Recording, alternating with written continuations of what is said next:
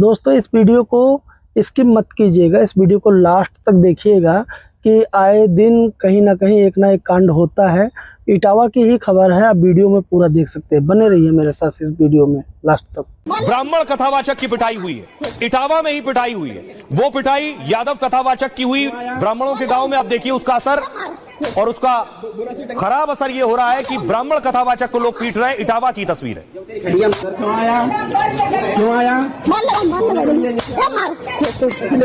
सोचिए ये जो जाति की खाई इतनी बढ़ा दी गई है कि ब्राह्मण कथावाचक की पिटाई हो रही है, यादवों पर पिटाई हुई, और जो चाह रहे थे नेता वो असर दिख रहा है। अलग अलग शहरों में, छोटे शहरों में, गांव में, अलग अलग जगहों से खबर मिल रही है। तस्वीर जो आप देख रहे हैं वही कथावाचक है, ब्राह्मण कथावाचक, जिसकी पिटाई की गई है बेरहमी से।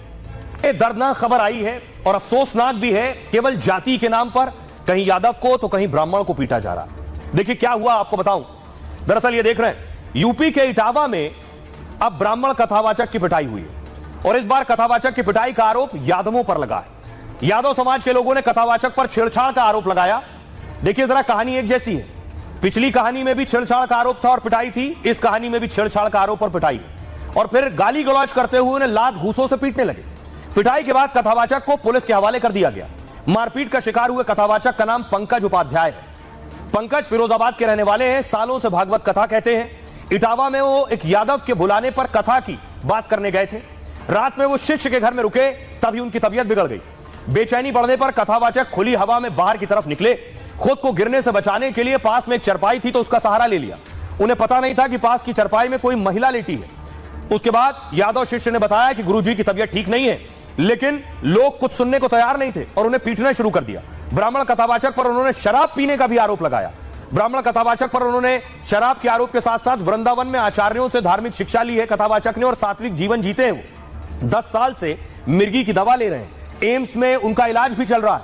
यादव समाज के कुछ लोग पीटने के बाद अब बदनाम कर रहे हैं कि सरकार जांच कराए और झूठे आरोप लगाने वालों पर एक्शन ले।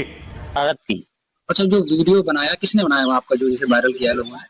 वो वाकई लोग हैं, उनका नाम याद नहीं। अच्छा, कौन लोग थे जिन्होंने पिटाई की? वो यदुवंशी थी। तो आप किसके यहाँ गए थे? हैं, हम ठाकुर के साहब यहाँ गए थे। उन्होंने पुलिस बुलाई, फिर हम पुलिस में से जसवंत नगर थाने में पहुंचे। फिर पहुंचकर फिर वहां से हमको कुछ हमारे पिताजी बुलाकर एकदम फिर हमको छोड़ दिया। अब एक तरफ आप सुन रहे थे ब्राह्मण कथावाचक को पीटा गया।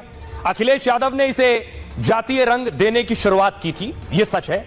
बाबा बागेश्वर पर भी हमला किया अखिलेश यादव ने कि बाबा बागेश्वर को हर शख्स नहीं बुला सकता। तो आज बाबा बागेश्वर ने भी अखिलेश यादव पर बोलते हुए कहा ये जो लड़ाई है, ये इटावा जो है, अब ये नीले ड्रम से ज्यादा बात हो रही है इटावा की। अखिलेश ने कहा बाबा बागेश्वर जैसे बड़े कथावाचकों पर सवाल उठाए थे। कहा कई कथावाचक हैं जो 50 लाख रुपए फीस लेते हैं, सबकी हैसियत नहीं है कि धीरेन्द्र शास्त्री को ही बुला सके। वो कथा के लिए टेबल के नीचे से मोटा पैसा लेते हैं। भारत को विकसित बनाना है तो जातिवाद की दीवार तोड़नी होगी, यह कहा बाबा बागेश्वर ने, क्योंकि जातिवाद सबसे बड़ा कैंसर है, सबसे बड़ी बीमारी है। कथावाचक विवाद में हमें घसीटा जा रहा है, यह समझ से परे है। लगता है सीधा साधा जानकर हमें इस तरीके से लोग कहते हैं साधु के पास कुछ होता नहीं, हमें अपनी औकात पता है। साधु समाज से लेता है, समाज को सौंप देता है, यह बुराई नहीं है। लोग हमें दक्षिणा देते हैं तो हम उसे सदुपयोग में लगा देते हैं। हमने देश को गुटखा और मदिरा के लिए प्रोत्साहित नहीं किया है। खटकने वालों को खटकेगा, इसलिए हमें गालियां भी मिलती हैं। हमें लगता है कि हम जो काम कर रहे हैं वो भला कर रहे हैं, इसलिए जो सवाल